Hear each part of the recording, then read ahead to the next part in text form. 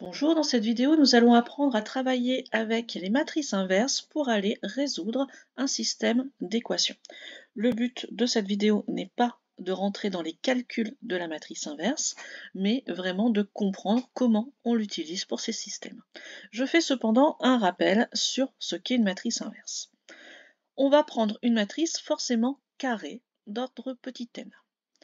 Et on va dire que cette matrice grand A est inversible s'il existe une matrice, que je vais appeler pour l'instant grand D, qui va me permettre, en multipliant, de retrouver la matrice identité.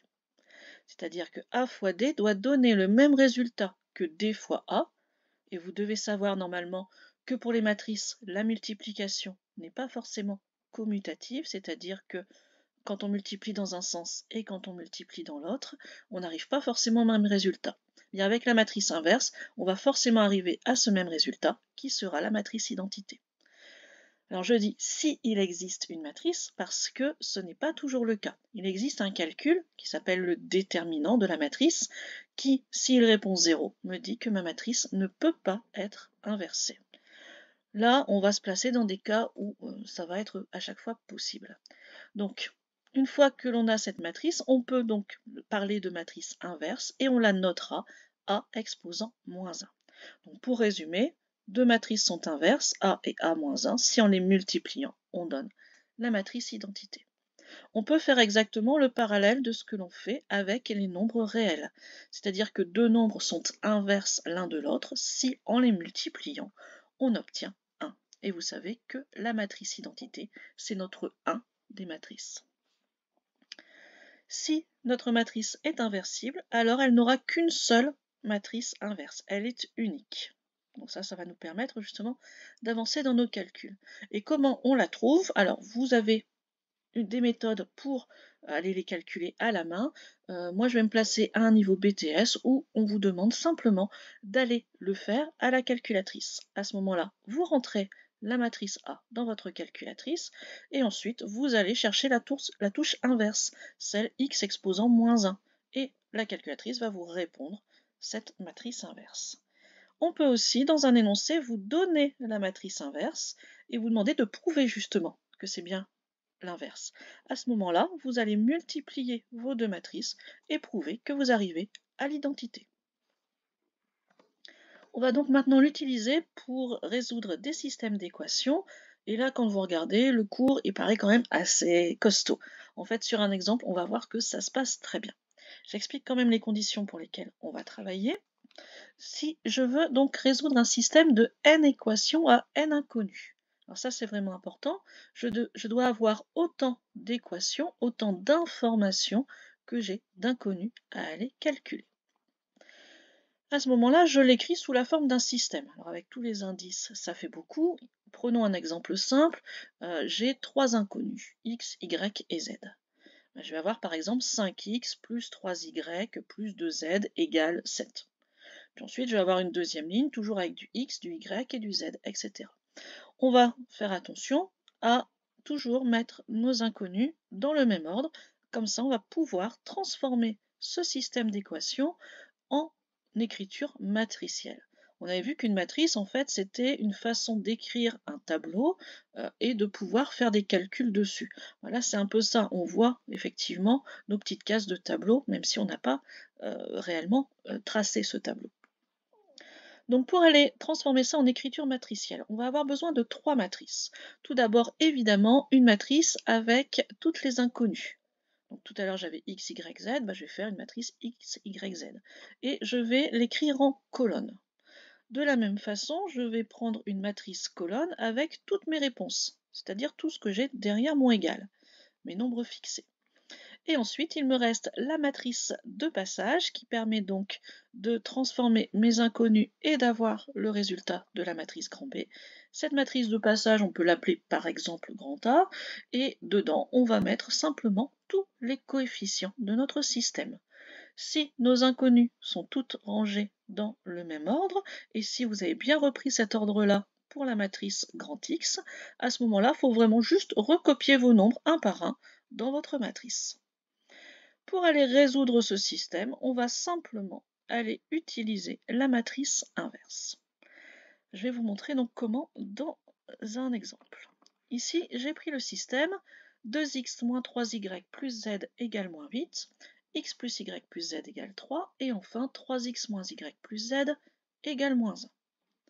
On a bien trois inconnus, trois équations. Alors ce que je n'ai pas précisé, c'est que ces équations doivent être vraiment différentes les unes des autres. C'est-à-dire que s'il y a de la proportionnalité entre les deux, ça n'a aucun intérêt parce que ça n'apporte pas une information supplémentaire. Donc ici, mes trois inconnus x, y, z vont faire partie de la matrice colonne grand X.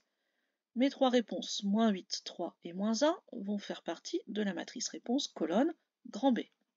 Et ma matrice grand A va simplement, donc puisqu'on a cette histoire d'ordre qui est bien respectée, on va recopier nos coefficients. Donc 2, moins 3, 1. En deuxième ligne, 1, 1 et 1. Et en dernière ligne, 3, moins 1 et 1.